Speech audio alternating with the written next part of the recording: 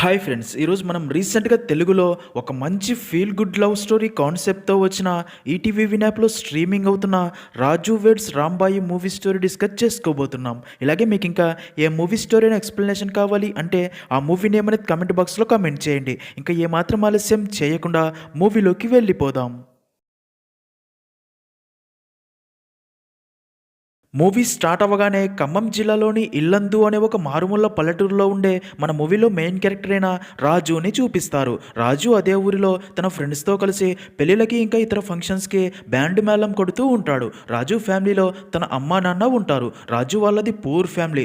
రాజు నాన్న కోరిక ఏంటంటే రాజు హైదరాబాద్కి వెళ్ళి ఏదైనా ఉద్యోగం చేస్తూ డబ్బు సంపాదించాలి అని. కానీ రాజుకు మాత్రం హైదరాబాద్కి వెళ్ళడం అస్సలు ఇష్టం ఉండదు. ఇంకా అలా ఒకరోజు రాజు అండ్ తన ఫ్రెండ్స్ అదే ఊరిలోని ఒక పెళ్లికి బ్యాండ్ వాయించడానికి వెళ్తారు. ఇక్కడే మనకి అదే ఊరిలో ఉండే రాంబాయి అనే అమ్మాయిని చూపిస్తారు. రాంబాయి కూడా అదే పెళ్లికి వస్తుంది. రాంబాయిని చూసిన రాజు చాలా హ్యాపీగా ఫీల్ అయ్యి తన వైపే అలాగే చూస్తూ ఉండిపోతాడు. ఇక్కడే మనకు తెలిసే ఒక విషయం ఏంటంటే రాజు రాంబాయిని ఇష్టపడుతూ ప్రేమిస్తూ ఉంటాడు. అలాగే రాంబాయికి తన ప్రేమ విషయం చెప్పాలి అని సరైన సమయం కోసం ఎదురు చూస్తూ ఉంటాడు. ఇలా ఉండగా ఒకరోజు రాజు అండ్ తన ఫ్రెండ్స్ మాట్లాడుకుంటూ ఉండగా అప్పుడే రాజు ఫ్రెండ్ దినకర్ వారితో రే తేజ టీవీలో నా ఫేవరెట్ మూవీ ఆరుగురు ప్రతివ్రతలు వస్తుంది, మంచి సీన్స్ మిస్ అవుతాం, త్వరగా రండి అని చెప్పడంతో అలా అందరూ దినకర్ ఇంటికి వెళ్ళి మూవీ చూస్తూ ఫీలింగ్స్తో రెచ్చిపోతూ ఉండగా అదే టైంకే దినకర్ అమ్మ పని నుండి ఇంటికి వచ్చి డోర్ కొట్టడంతో టీవీ ఆఫ్ చేసి అందరూ బయటికి రాగా దినకర్ అమ్మ వారితో తలుపులు మూసి లోపల ఏం చేస్తున్నారా అని అడగ్గా దానికి వారు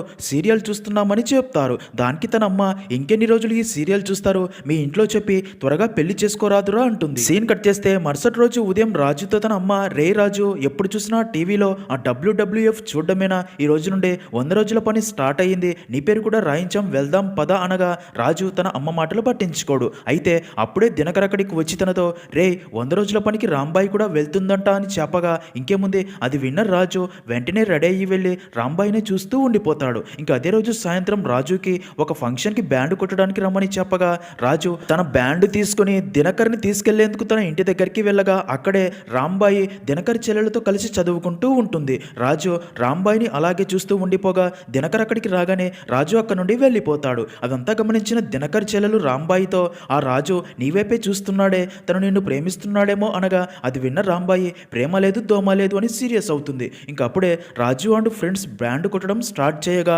ఆ సౌండ్ విన్న రాంబాయి వెంటనే ఇంటిపైకి ఎక్కి వారి వైపే చూస్తూ తన ఫ్రెండ్తో రాజు బ్యాండ్ బాగా వాయిస్తాడు కదా అనగా దానికి తన ఫ్రెండ్ వాడు నిన్ను చూస్తేనే తిడతావు, మళ్ళీ వాడు బ్యాండ్ కొడితే బాగుంది అంటావేంటి అని అడగ్గా దానికి రాంబాయి ఎంతైనా రాజు బ్యాండ్ బాగా కొడతాడు, అదే కదా చెప్పాను అంటుంది. ఒకరోజు రాంబాయి అండ్ తన ఫ్రెండ్ కాలేజీకి వెళ్తూ ఉండగా అదే దారిలో బ్యాండ్ వాయిస్తున్న రాజు తనని చూసి తన డోలుపై రాజు వెడ్స్ రాంబాయి అని రాసి అది రాంబాయి చూసేలా పెడతాడు. అది చూసిన రాంబాయికి చాలా కోపం వచ్చి రాజుని పక్కకి పిలిచి రాజు నువ్వు రోజు రోజుకి చాలా ఓవర్ చేస్తున్నావు, నువ్వు ఇలాగే చేస్తే మా నాన్నకి చెప్తా అనగా అది విన్న రాజు నవ్వి మీ నాన్న అంటే నాకేం భయమా చెప్పుకో అని అక్కడ నుండి వెళ్ళిపోతాడు. ఇక్కడే మనకి రాంబాయి నాన్న వెంకన్నని చూపిస్తారు. ఒకతే కూతురు అవడంతో వెంకన్నకి తన కూతురు అంటే చాలా ఇష్టం, ప్రేమగా పెంచుతూ ఉంటాడు. ఇంకా వెంకన్న అదే ఊరిలోని ప్రభుత్వ ఆసుపత్రిలో కాంపౌండర్గా గవర్నమెంట్ జాబ్ చేస్తూ ఉంటాడు. వెంకన్నకి కోపం ఎక్కువ, ప్రతి చిన్న విషయానికి కోప్పడుతూ ఒక సైకోలా బిహేవ్ చేస్తూ ఉంటాడు. నెక్స్ట్ సీన్లో అలా ఒక ఆదివారం రోజు రాంబాయి ఊరిలోకి వెళ్ళి ఒక మటన్ కుప్ప తీసుకొని ఇంటికి రాగా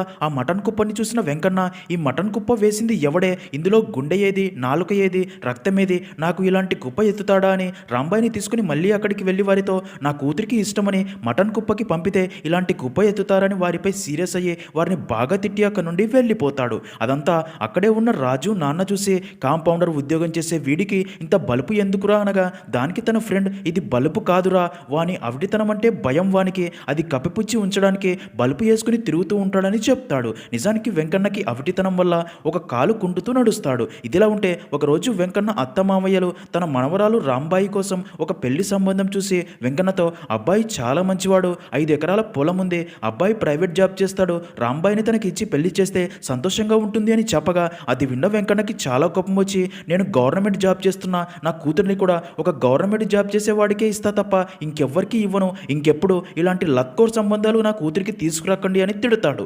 అప్పుడే రాజు అండ్ దినకర్ అక్కడికి వస్తారు. రాజు వెంకన్నతో మామ మన వీధిలో గణపతిని నిలబెడుతున్నాం, చందా రాస్తావా అని అడగ్గా దానికి వెంకన్న నేను చందా ఇవ్వను, ఇంకెప్పుడు నువ్వు నా ఇంటి చుట్టుపక్కల తిరగకు, కావాలంటే నేనే ఒక వినాయకుడిని పెట్టుకుంటా అనడంతో అది విన్న రాజు సరే మావా అని వెళ్తూ నువ్వు పెట్టినప్పటికీ మేము చూసినప్పటికీలే అనుకుంటూ అక్కడ నుండి వెళ్ళిపోతాడు. సీన్ కట్ చేస్తే రాజు ప్రతిరోజు రాంబాయిని ఫాలో అవుతూ తన ప్రేమ విషయం చెప్పడానికి ట్రై చేస్తూ ఉంటాడు, కానీ చెప్పలేడు. ఇంకా రాజు తనని ఫాలో అవుతున్నది రాంబాయి కూడా గమనిస్తూ ఉంటుంది. ఒకరోజు రాజు తన చేతి మీద రాంబాయి అనే పేరు పచ్చబొట్టు వేయించుకున్నది రాంబాయి చూసి కొంచెం షాక్ అవుతుంది, కానీ తనతో మాట్లాడదు. ఇంకా రాజు తనని ఫాలో అవుతున్నది గమనిస్తున్న రాంబాయి తన ఫ్రెండ్ని రాజు మంచివాడేనా, తనకి ఎవరైనా లవర్స్ ఉన్నారా అని అడగ్గా దానికి తను ఒసే పిచ్చిదానా, రాజు చాలా మంచివాడు, తనకి లవర్ ఉంటే నీ వెంట ఎందుకు తిరుగుతాడు అని చెప్పడంతో అది విన్న రాంబాయి కూడా హ్యాపీగా ఫీల్ అవుతుంది. మరో పక్క రాజు దినకర్తో రాంబాయి కోసం పచ్చబొట్టు వేయించుకున్న, తన పేరు లాకెట్ వేసుకున్న తనకి నా ప్రేమ ఎందుకు అర్థం కావటం లేదురా అనగా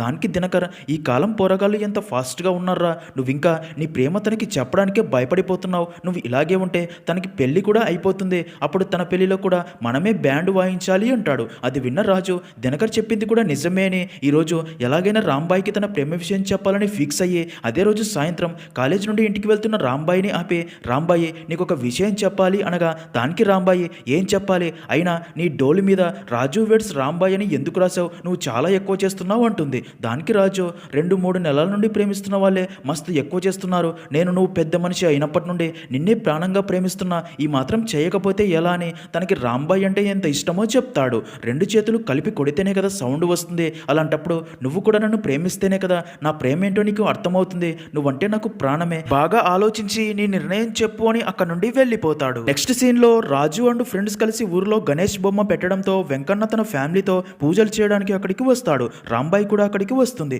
అలా రాంబాయి అక్కడికి వారికి ప్రసాదం పెడుతూ రాజు దగ్గరికి వచ్చి ప్రసాదం పెడుతూ ఎవరు చూడకుండా తనకి ఒక చీటీ ఇచ్చి వెళ్తుంది. దాంతో రాజు పక్కకి వెళ్ళి దాన్ని ఓపెన్ చేసి చూడగా అందులో రాజు వెడ్స్ రాంబాయి అని రాసి ఉంటుంది. అది చూసిన రాజుకి రాంబాయికి కూడా తనంటే ఇష్టమని అర్థమై చాలా హ్యాపీగా ఫీల్ అవుతాడు. అప్పుడే రాంబాయి వచ్చి రాజుతో మనం ప్రేమించుకుంటున్న విషయం ఎవ్వరికీ చెప్పకు, మా నాన్నకి తెలిస్తే చంపేస్తాడు అనగా దానికి రాజు ఎవ్వరికీ చెప్పనులే, కానీ నా డోలు మీద మన పేర్లు ఉంచాలా తుడిచివేయాలా అని అడగ్గా దానికి రాంబాయి తుడవాకులే చిన్నగా రాసుకో అని చెప్పడంతో అది విన్న రాజు చాలా హ్యాపీగా ఫీల్ అవుతాడు. ఇంకేముంది ఆ రోజు నుండి ప్రతిరోజు కలుస్తూ మాట్లాడుతూ మరింత క్లోజ్ అవుతూ హ్యాపీగా ఉంటారు. ఇదిలా ఉంటే ఒకరోజు దినకర్ బిట్లు చూడాలి అని తన ఫ్రెండ్ రవి ఫోన్ తీసుకుని ఇంటర్నెట్ షాప్కి వెళ్ళి ఆ ఫోన్లోని పాటలన్నీ డిలీట్ చేసి బిట్లు ఎక్కించుకొని అక్కడ నుంచి వెళ్ళబోగా అప్పుడే అక్కడికి వచ్చిన రాజు అండ్ రవి ఫోన్ మాట్లాడాలని ఫోన్ తీసుకెళ్లి అవి ఎక్కిస్తావా అని తనని తిట్టి తనని అడిగే ఫోల్డర్స్లో సేవ్ చేసుకున్న బిట్స్ అన్ని డిలీట్ చేయిస్తారు. ఇంకా అదే రోజు సాయంత్రం రాజు అండ్ తన ఫ్రెండ్స్ వైన్ షాప్ దగ్గరికి వెళ్ళి తాగుతూ మాట్లాడుకుంటూ ఉంటారు.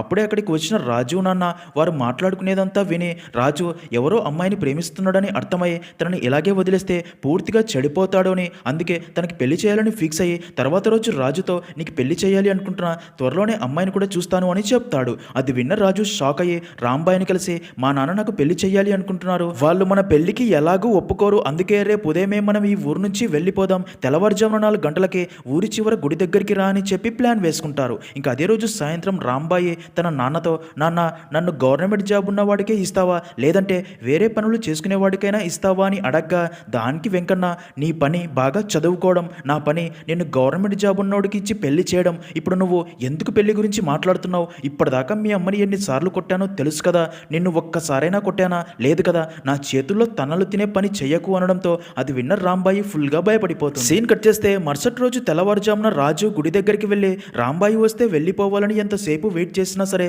రాంబాయి రాకపోవడంతో తిరిగి ఇంటికి వెళ్తాడు. మరుసటి రోజు ఉదయం రాంబాయి అంటూ తన ఫ్రెండ్కి ఎగ్జామ్ ఉండడంతో ఒక వ్యక్తి బైక్ పై వెళ్తారు. అది చూసిన రాజుకి రాంబాయిపై చాలా కోపం వస్తుంది. మరో పక్క రాంబాయికి తను అండు రాజుల ప్రేమ విషయం ఊర్లో అందరికీ తెలిసిపోయిందని తెలిసి ఈ విషయం తన నాన్నకి తెలిస్తే చంపేస్తాడు అని ఆ రోజు నుండి రాజుకి కొంచెం దూరంగా ఉంటూ రాజు ఫోన్ చేసినా సరే లిఫ్ట్ చెయ్యదు. దాంతో రాజుకి చాలా కోపం వచ్చి ఒక రోజు నేరుగా రాంబాయి ఇంటికి వస్తాడు. అప్పుడు రాంబాయి ఒక్కతే ఇంట్లో ఉంటుంది. రాజు తనతో నాతో ఎందుకు మాట్లాడడం లేదు చెప్పు అని అడగ్గా దానికి రాంబాయి ఊర్లో అందరికీ మనం ప్రేమ విషయం తెలిసిపోయిందంట, నాన్నకి తెలిస్తే చంపేస్తాడు అని అంటుంది. అది విన్న రాజు అయితే నన్ను వదిలేస్తున్నావా, నేను నీకు బోర్ కొట్టానా అని కర్రతో తనని కొట్టి నువ్వు నన్ను వదిలేస్తే నిన్ను చంపేస్తాను అని అక్కడ నుండి కోపంతో వెళ్ళిపోతాడు. ఇంకా సాయంత్రం వెంకన్న అంటూ తన భార్య ఇంటికి వచ్చాక చుట్టుపక్కల ఇళ్ళవారు జరిగిందంతా వెంకన్నకి చెప్పగా అది విన్న తనకి చాలా కోపం వచ్చి నేరుగా రాజు ఇంటి దగ్గరికి వెళ్ళి రే రాజుగా నా కూతురునే కొడతావా, అయినా దాన్ని ప్రేమించడానికి పెళ్లి చేసుకోవడానికి నీకేం అర్హత ఉందిరా,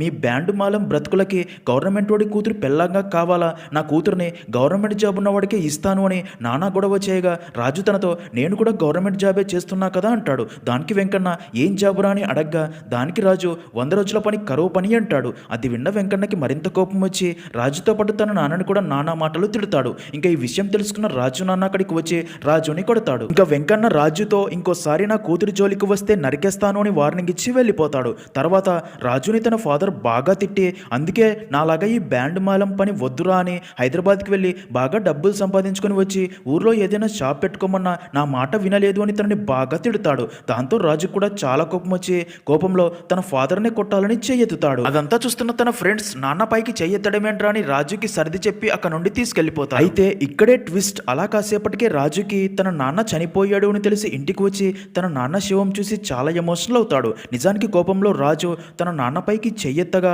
తన ఫ్రెండ్స్ రాజుని ఆపి అక్కడ నుండి తీసుకెళ్తారు కదా. కానీ తన ఫాదర్ తన కొడుకే తనని కొట్టడానికి చెయ్యెత్తాడు అనే బాధతో గుండెలో నొప్పి మొదలై చనిపోయి ఉంటాడు. ఇంకా ఈ విషయం తెలిసిన రాంబాయి కూడా రాజు నాన్న శవాన్ని చూసి తన వల్లే ఇదంతా జరిగిందని చాలా బాధపడుతుంది. సీన్ కట్ చేస్తే అలా కొన్ని రోజులు గడిచిపోతాయి. ఇప్పుడు రాజు తన నాన్న కోరిక ప్రకారం హైదరాబాద్కి వచ్చి ఒక పెట్రోల్ బంక్లో పనిచేస్తూ రాంబాయి గురించి ఆలోచిస్తూ బాధపడుతూ అప్పుడప్పుడు రాంబాయికి ఫోన్ చేస్తూ ఉంటాడు. కానీ రాంబాయి ఫోన్ లిఫ్ట్ చేయదు. మరో పక్క రాంబాయి కూడా రాజు గురించి ఆలోచిస్తూ బాధపడుతూ ఊర్లో బ్యాండ్ మేళం సౌండ్ వినిపిస్తే అది రాజునేమో అని చూస్తూ ఉంటుంది. అలా కొన్ని రోజులు గడిచిపోతాయి. ఒకరోజు రాజు బైక్ పంచర్ అయ్యి డ్యూటీకి లేట్గా రావడంతో ఓనర్ రాజుని పనిలో నుండి తీసేస్తాడు. దాంతో రాజు తనతో ప్లీజ్ అన్న నాకు ఈ పని చాలా అవసరం, ఇంకోసారి లేట్గా రాను, మా నాన్న కూడా చనిపోయాడు, మా అమ్మని నేనే చూసుకోవాలి, చాలా అప్పులున్నాయని ఇంత రిక్వెస్ట్ చేసినా సరే ఓనర్ రాజుని నానా మాటలని వెళ్ళిపోమంటాడు. దాంతో రాజు నేను చేసిన పనికి డబ్బులు ఇవ్వు వెళ్ళిపోతా అనగా దానికి ఓనర్ ఏ డబ్బులు ఇవ్వను పోరా అనడంతో రాజుకి చాలా కోపం వచ్చి పెట్రోల్ పంపుతో పెట్రోల్ ఆ ప్లేస్ అంతా పోసి అగ్గిపుల్లతో అంటించబోతాడు. అది చూసిన ఓనర్ షాక్ అయ్యి అంటించకు అని బ్రతిమాలి రాజుకి తన డబ్బులు ఇస్తాడు. ఆ డబ్బు తీసుకున్న రాజు ఇప్పటి నుండైనా మనుషుల్ని మనుషులుగా చూడడం నేర్చుకోమని చెప్పి ఆ డబ్బు తీసుకుని మళ్ళీ ఊరికి తిరిగి వచ్చేస్తాడు. మరో పక్క రాజు ఊరికి వచ్చాడని రాంబాయికి తెలియగానే హ్యాపీగా ఫీల్ అయ్యి తనని చూడాలని ఇంటిపైకి ఎక్కి రాజు ఇంటి వైపు చూడడం గమనించిన వెంకన్న కోపంతో రాంబాయిని కిందికి పిలిచి ఇంట్లో యాసిడ్ బాటిల్ ఉంటుంది తీసుకురమ్మని చెప్పి బాటిల్ తీసుకొని మూత తీసి ఇన్ని రోజులు ఆ రాజుగాడిదే తప్పు అనుకున్నా కానీ నువ్వు కూడా తప్పు చేస్తున్నావు, ఇంకోసారి నా మాట కాదని వాడిని చూసినా మాట్లాడినా నీ మీద యాసిడ్ పోసేస్తాను అని భయపెడతాడు. సీన్ కట్ చేస్తే మరుసటి రోజు రాంబాయి రాజుతో మాట్లాడాలని కాయిన్ బాక్స్ నుండి ఫోన్ చేస్తుంది. కానీ రాంబాయి వాయిస్ వినగానే రాజు కోపంతో రాంగ్ నెంబర్ అని కాల్ కట్ చేస్తాడు. దాంతో రాంబాయి అదే విషయం తన ఫ్రెండ్కి చెప్పి రాజుని తీసుకురమ్మని పంపగా అలా తను రాజు ఇంటి దగ్గరికి వెళ్ళి రాజుతో రాంబాయి నీతో మాట్లాడాలంట, నేను తీసుకురమ్మని చెప్పింది అంటుంది. దానికి రాజు నేను రాను అని చెప్పి పంపుతాడు. దాంతో రాంబాయినే రాజు ఇంటి దగ్గరికి వెళ్ళబోగా తన ఫ్రెండ్ తనతో నువ్వు రాజు ఇంటికి వెళ్ళావని మీ నాన్నకి తెలిస్తే నిన్ను మళ్ళీ బాగా కొడతాడు అనగా దానికి రాంబాయి మా నాన్న నా శరీరాన్ని కొట్టగలడు కానీ నా మనసుని కొట్టలేడు కదా అని చెప్పి అలా రాజు ఇంటి దగ్గరికి వెళ్ళగా తనని చూసిన రాజు సీరియస్ అవుతాడు. రాంబాయి తనతో నన్ను క్షమించు రాజు, నేను కావాలనే నీకు ఫోన్ చేయలేదు, నా వల్లే మీ నాన్న చనిపోయాడు కదా, అందుకే డిస్టర్బ్ చేయడం ఎందుకని చేయలేదు, అర్థం చేసుకో అనగా దానికి రాజు అవునా మరి ఇప్పుడు ఎందుకు మాట్లాడుతున్నావు, ప్రేమించినోడి నాన్న చనిపోయి వాడు హైదరాబాద్లో ఉంటే కనీసం వాడు బ్రతికాడా చచ్చాడా అని కనుక్కోకుండా ఫోన్ కూడా చేయకుండా మళ్ళీ ఇష్టం అంటున్నావు, నువ్వేం చేసినా నీ మీద నాకు కోపం పోదు అంటాడు. దానికి రాంబాయి నువ్వే నన్ను మర్చిపోయావు అంటుంది. దానికి రాజు అవునే నేనే నేను మర్చిపోయాను, ఎంతలా అంటే ఆకలైతే అన్నం తిననంత, నిద్ర వస్తే పడుకోనంత, నువ్వు ఫోన్ చేయకపోయినా పిచ్చోడిలా మాట్లాడుకునేంత అని తనకి రాంబాయి అంటే ఎంత ఇష్టం ఉందో అర్థమయ్యేలా చెప్పడంతో అదంతా విన్న రాంబాయి కూడా ఎమోషనల్ అయ్యి రాజుని హగ్ చేసుకుంటుంది. దాంతో రాజుకి ఇక్కడ రాంబాయి మీద కోపం పోవడంతో ఇద్దరు మళ్ళీ కలిసిపోతారు. అప్పుడే రాంబాయి తనతో నువ్వు మళ్ళీ హైదరాబాద్కి పోతావా అని అడగ్గా దానికి రాజు నేను హైదరాబాద్లో ఉండలేను, ఇక్కడ బ్యాండ్ మేళంకి పోదాము అంటే నాన్న గుర్తొస్తాడు, ఇంకా అప్పులు ఎలా తీర్చాలో ఆటో ఎలా కొనుక్కోవాలో అర్థం కావటం లేదు అని చెప్తాడు. అది విన్న రాంబాయి నువ్వేం టెన్షన్ పడకు రాజు, నువ్వు ఎలాగైనా ఆటో కొనుక్కుంటావులే అని ధైర్యం చెప్తుంది. ఇంకా తర్వాత రోజు రాంబాయి వచ్చి రాజుని కలిసి ఈ రోజు నుండే ఈ రాంబాయి ఎవరికి భయపడదు అనగా దానికి రాజు మా నాన్న కోసం ఆటో కొనుక్కుంటే సరిపోతుంది, కానీ మీ నాన్నకి అలా కాదు కదా, గవర్నమెంట్ జాబ్ కూడా కావాలి, చూస్తుంటే మన ఇద్దరి పెళ్లి కష్టమే అనిపిస్తుంది అంటాడు. అది విన్న రాంబాయి ఆటో కొనుక్కో అని తనకి డబ్బు ఇవ్వగా ఆ డబ్బు చూసిన రాజు నాకు మీ నాన్న డబ్బు వద్దు అంటాడు. దానికి రాంబాయి అప్పుగా అయినా తీసుకో అని చెప్తుంది. దాంతో రాజు ఆ డబ్బు తీసుకుంటాడు. నిజానికి రాంబాయి తన నాన్నకి తెలియకుండా తను దాచిన బీరువాలో డబ్బు తీసుకొని వచ్చి ఉంటుంది. నెక్స్ట్ సీన్లో అలా రాజు ఆ డబ్బుతో ఆటో కొనుక్కొని తన అప్పులు కూడా తీరుస్తాడు. అలా కొన్ని రోజులు గడిచిపోతాయి. ఒకరోజు రాంబాయి రాజుని కలవగా రాజు తనతో నాకు ఆటో కొనిపించి నా అప్పులు కోరికలు తీరేలా చేశావు, నన్ను అంతలా ప్రేమిస్తున్నావా అని అడగ్గా దానికి రాంబాయి, రాజు మన పెళ్లి గురించి మా నాన్నతో మరొక్కసారి మాట్లాడొచ్చు కదా అనగా దానికి రాజు మాట్లాడతాలే అంటాడు. దానికి రాంబాయి, వద్దులే మళ్ళీ మాట్లాడితే గొడవలవుతాయని బాగా ఆలోచించి మీ ఫ్రెండ్ కృష్ణాది కూడా లవ్ మ్యారేజే కదా, మొదట వారి పెళ్లికి వారి ఫ్యామిలీ ఒప్పుకోలేదు, తర్వాత ఆ అమ్మాయి తన వల్ల ప్రెగ్నెంట్ అని తెలిసి వారి పెళ్లి చేశారు, ఈ ఐడియా బాగుంది కదా, మనం కూడా వారినే ఫాలో అవుదామా, నీ వల్ల నేను ప్రెగ్నెంట్ అయితే అప్పుడు మా నాన్న చచ్చినట్లు నీకే ఇచ్చి పెళ్లి చేస్తాడు అనగా అది విన్న రాజుకి కూడా ఆ ఐడియా నచ్చి అదే రోజు ఇద్దరు దినకర్ ఇంటికి వెళ్ళి దినకర్ని ఇంటి బయట ఉండమని చెప్పి అలా ఇద్దరు అక్కడే మొదటిసారి ఇంటిమేట్ అవుతారు. అలా కొన్ని రోజులకి రాజు రాంబాయిని మనం కలిశాక నీ బాడీలో ఏమైనా మార్పులు వచ్చాయని అడగ్గా లేదు అని చెప్పడంతో అలా మళ్ళీ రాజు అండ్ రాంబాయ్ మరో 2 సార్లు ఇంటిమేట్ అవుతారు. అలా కొన్ని రోజులు గడిచిపోతాయి. సీన్ కట్ చేస్తే అలా ఒక రోజు రాంబాయికి జ్వరంగా ఉండడంతో తన అమ్మాది గమనించి తన భర్తకి చెప్పి తనకి జ్వరం టాబ్లెట్స్ తెమ్మని చెప్తుంది. అయితే వెంకన్న రాంబాయి చెయ్యి పట్టుకొని చెక్ చేసి కొంచెం డౌట్ వచ్చి వెంటనే హాస్పిటల్కి తీసుకెళ్లి డాక్టర్తో చెక్ చేయించగా తనని చెక్ చేసిన డాక్టర్ వెంకన్నతో నీ కూతురు గర్భవతి అని చెప్పడంతో అది విన్న వెంకన్న షాక్ అయ్యి ఈ విషయం ఊర్లో తెలిస్తే తన పరువంతా పోతుందని రాంబాయిని ఇంటికి తీసుకెళ్లి దారుణంగా కొడుతూ నేను నీకు గవర్నమెంట్ జాబ్ నోడిని మొగుడిగా తేవాలని చూస్తుంటే నువ్వు ఆ బ్యాండ్ మేళం కొడుకుతో పడుకొని కడుపు చేయించుకున్నావే, వాడితో కడుపు చేయించుకుంటే వాడితోనే పెళ్లి చేస్తా అనుకున్నావా, అది నేను బ్రతికుండగా జరగదు అని వెంకన్న రాంబాయిని బాగా కొట్టగా తనమ్మ ఊర్లో మా పరువంతా పోయేలా చేస్తావు కదా అని బాగా తిడుతుంది. ఇంకా బాగా ఆలోచించిన వెంకన్న ఈ విషయం ఊర్లో తెలిస్తే తన పరువంతా పోతుందని అందుకే ఊర్లో తెలియకముందే రాజు ఇంకోసారి తన కూతురి వెంట పడకుండా బుద్ధి చెప్పాలని ఒక రౌండీ గ్యాంగ్తో మాట్లాడి రాజుని బాగా కొట్టమని డీల్ ఇస్తాడు. దాంతో మరుసటి రోజు రాజు అండ్ ఫ్రెండ్స్ మాట్లాడుకుంటూ ఉండగా అప్పుడే వెంకన్న మాట్లాడిన రౌడీ గ్యాంగ్ అక్కడికి వచ్చి రాజుపై అటాక్ చేయగా రాజు అండ్ ఫ్రెండ్స్ కూడా వారిపై ఎదురుదాడి చేస్తారు. దాంతో ఆ రౌడీ గ్యాంగ్ అక్కడ నుండి పారిపోతారు. ఇంకా రాజుకి అదంతా వెంకన్న పని అని అర్థమయ్యి ఊర్లో పెద్ద మనుషులతో పంచాయతీ పెట్టించగా వెంకన్న ఆ పంచాయతీ దగ్గరికి రాకుండా తన భార్య కూతుర్ని పంపుతాడు. పెద్ద మనుషులు వారితో వెంకన్న రౌడీలతో రాజుని చంపాలి అనుకున్నాడు, అసలు రాజు అంటే వెంకన్నకి ఎందుకంత కోపమని అడగ్గా దానికి వెంకన్న భార్య ఈ రాజుగాడు నా కూతుర్ని పిచ్చిదాన్ని చేసి డబ్బులు తీసుకుని ఆటో కొనుక్కుని అప్పులు కూడా తీర్చుకున్నాడు, ఆడపిల్లని బెదిరించి డబ్బు తీసుకున్న వాడిని మరి ఏం చెయ్యాలి, అందుకే నా భర్త అలా చేశాడు అంటుంది. అది విన్న రాజు కోపంతో వెంటనే వెంకన్న ఇంటి దగ్గరికి వెళ్ళి ఏ వెంకన్న బయటికి రా, నీ కూతురు దగ్గర డబ్బులు అప్పుగానే తీసుకున్నా, ఇదిగో తీసుకో, ఆటో అక్కడే ఉంది దాన్ని కూడా తీసుకో, ఒక్కటి మాత్రం గుర్తుపెట్టుకో, ఇప్పుడు నేను జీరో కావచ్చు కానీ ఏదో ఒక రోజు నేను కూడా లక్షణ అవుతాను, ఎప్పటికైనా నీ కూతుర్ని పెళ్లి చేసుకునేది నేనే, అది కూడా నీ ముందే, తనని పెళ్లి చేసుకుని పిల్లల్ని కూడా కంటాను, వారిని నువ్వే ఆడించాలి, ఆ రోజు తొందరలోనే ఉంది అని చెప్పి వెంకన్న బయటికి రాకపోవడంతో అక్కడ నుండి వెళ్ళిపోతాడు. నిజానికి వెంకన్న ఇంటిపై నుండి అదంతా విని ఉంటాడు. నెక్స్ట్ సీన్ లో వెంకన్న మ్యారేజ్ బ్రోకర్ కి ఫోన్ చేసి నా కూతురు రాంబాయికి ఒక మంచి గవర్నమెంట్ సంబంధం చూడు, ఎంత వీలైతే అంత తొందరగా చూడు అని చెప్తాడు. అదంతా అక్కడే ఉన్న రాంబాయి విని తన నాన్న దగ్గరికి వెళ్ళి నాన్న ప్లీజ్ నాన్న నేను రాజునే పెళ్లి చేసుకుంటా, మా పెళ్లికి ఒప్పుకోనన్నా అని బ్రతిమాలగా అది విన్న వెంకన్నకి చాలా కోపం వచ్చి రాంబాయిని బూతులు తిడుతూ దారుణంగా కొడుతూ ఎప్పటికైనా నీ పెళ్లి గవర్నమెంట్ జాబ్ నోడితేనే చేస్తా, ఆ రాజుగాడిని మర్చిపోయి నేను చూసిన వాడినే పెళ్లి చేసుకోవాలని కొడుతూ ఉండగా దెబ్బలు తట్టుకోలేని రాంబాయి ఏడుస్తూ నువ్వు చూసిన వాడినే పెళ్లి చేసుకుంటానా అన్న అంటుంది. ఇంకా అదే రోజు రాత్రి బాగా ఆలోచించిన రాంబాయి తన నాన్న రాజుతో తన పెళ్లి చెయ్యడని అర్థమయ్యి వెళ్ళి రాజుని కలిసి ఇంకా నా వల్ల కావట్లేదు రాజు, పెళ్లి చేసుకోను అంటే నువ్వు కొడతావు, పెళ్లి చేసుకుంటాను అంటే మా నాన్న రోజు కొడుతున్నాడు, ఇంకా మన పెళ్లి ఎప్పటికీ కాదు, మా నాన్న నా ప్రెగ్నెన్సీ కూడా తీయించాడు, మనం కలిసి సంతోషంగా బ్రతకలేము, అంతా అయిపోయింది, ఇదే నిన్ను కలిసే చివరి రోజు, మా నాన్న మళ్ళీ ఇంట్లో నుంచి నన్ను బయటికి కూడా పంపడు, అందుకే నా మాట విని నన్ను మర్చిపోయి ఒక మంచి అమ్మాయిని చూసుకుని పెళ్లి చేసుకో, సంతోషంగా ఉండు అని చెప్పి ఏడుస్తూ అక్కడ నుండి వెళ్ళిపోగా అదంతా విన్న రాజు కూడా చాలా ఎమోషనల్ అవుతాడు. తర్వాత రోజు నుండి రాజు రాంబాయి గురించి ఆలోచిస్తూ ఫుల్గా డ్రింక్ చేస్తూ బాధపడుతూ ఉంటాడు. రాజుని అలా చూస్తున్న దినకర్ తనతో రే రాజు నువ్వు రాంబాయిని సిన్సియర్గా లవ్ చేశావు, తను లేకుండా నువ్వు ఉండలేవని అర్థమవుతుంది, అందుకే ఒకసారి వెంకన్న మామని కలిసి మీ పెళ్లి గురించి మాట్లాడు అని చెప్పడంతో అది విన్న రాజు అదే రోజు సాయంత్రం రాంబాయి ఇంటికి వెళ్ళగా అక్కడే ఉన్న వెంకన్న దగ్గరికి రాజు వెళ్ళి మామ ఆ రోజు కోపంలో అలా మాట్లాడినందుకు నన్ను క్షమించు, రాంబాయి అంటే నాకు ప్రాణం, మాకు పెళ్లి చెయ్యి, తనని బాగా చూసుకుంటాను, కావాలంటే హైదరాబాద్కి వెళ్ళి బాగా డబ్బులు సంపాదించి తీసుకువస్తాను అని తన కాళ్ళు పట్టుకొని బ్రతిమలాడుతూ ఉంటాడు. అదంతా ఇంట్లో నుండి రాంబాయి కూడా చూసి ఫీల్ అవుతుంది. అయితే రాజు చెప్పిందంతా విన్న వెంకన్న నువ్వు అవన్నీ చేయాల్సిన పని లేదు కానీ వెళ్ళి గవర్నమెంట్ జాబ్ సంపాదించుకునిరా, నేనే మీ పెళ్లి చేస్తా అనడం విన్న రాజు సరే మామ గవర్నమెంట్ జాబ్తోనే వస్తాను అని అలా ఇంటర్నెట్ షాప్కి వెళ్ళి తను చదివిన 7th క్లాస్ మీద ఏవైనా జాబ్స్ పడ్డాయా అని షాప్ వ్యక్తిని అడగ్గా దానికి షాప్ వ్యక్తి ఈ కాలంలో 7th క్లాస్ మీద ఎలాంటి గవర్నమెంట్ జాబ్స్ రావు అని చెప్తాడు. అది విన్న రాజుకి తనకి ఇంకా గవర్నమెంట్ జాబ్ రాదు అని అర్థమయ్యి తన నాన్న ఫోటోని చూసి నువ్వే బ్రతికి ఉంటే మా పెళ్లి చేసేవాడివి కదా నాన్న,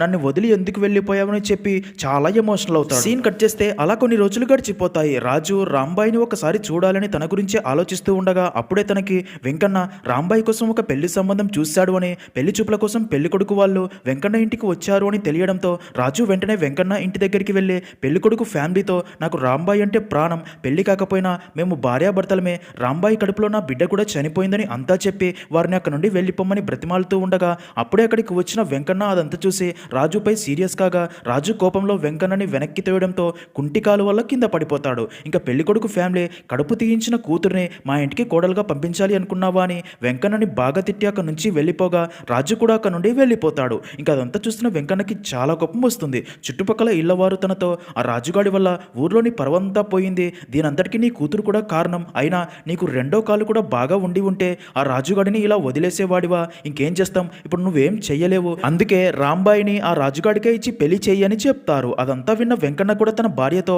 రాంబాయిని రాజుగాడికి ఇచ్చి పెళ్లి చేద్దామని చెప్పగా దానికి తన భార్య వాడితో పెళ్ళేంటయ్యా అంటుంది. దానికి వెంకన్న నాకు కాలు కుంటి అయినా వాడికి రెండు కాళ్ళు బాగున్నాయి కదా అంటాడు. అదే విషయం రాంబాయికి చెప్పగా అది విన్న రాంబాయి చాలా హ్యాపీగా ఫీల్ అయ్యి రాజుతో మా నాన్న మన పెళ్లికి ఒప్పుకున్నాడు అని చెప్పడంతో ఇద్దరు చాలా సంతోషిస్తారు. నెక్స్ట్ సీన్ లో అలా రాజు అండ్ రాంబాయికి పెళ్లి కూడా ఫిక్స్ చేసి వారిద్దరికి నిశ్చితార్థం కూడా చేస్తారు. అప్పుడే వెంకన్న పద్ధతుల ప్రకారం రాజు కాళ్ళు మొక్కగా అక్కడ ఉన్న రాజు ఫ్రెండ్స్ అదంతా చూసి మొత్తానికి రాజుగాడు వెంకన్నతో కాళ్ళు మొక్కించుకొని తన కూతుర్ని పెళ్లి చేసుకోబోతున్నాడని గట్టిగా అరుస్తారు. అది విన్న వెంకన్నకి మరింత కోపం వస్తుంది. ఇంకా అదే రోజు రాత్రి వెంకన్న ఫుల్గా డ్రింక్ చేస్తూ రాజు అన్న మాటలు గుర్తు చేసుకుని ఈ రాజుగాడు మొత్తానికి తను అనుకున్నదే సాధించాడు, నేను వాడి కింద ఓడిపోయాను, దీనంతటికీ కారణం ఈయన అవిటితనమే అని తన కాళ్ళను చూసుకుని బాధపడుతూ ఈ కుంటి కాలు వల్ల వాడిని ఏమీ చేయలేకపోతున్నా అని కోపంతో రగిలిపోతాడు. రాజుగాడు అన్నట్టే వారికి పిల్లలు పుడితే నేనే వారిని ఆడించాలి, అలా జరగకూడదు అంటే ఏం చేయాలని ఆలోచిస్తూ అక్కడే గోడకు ఉన్న ఎయిడ్స్ వ్యాధి పోస్టర్ని చూసి వెంటనే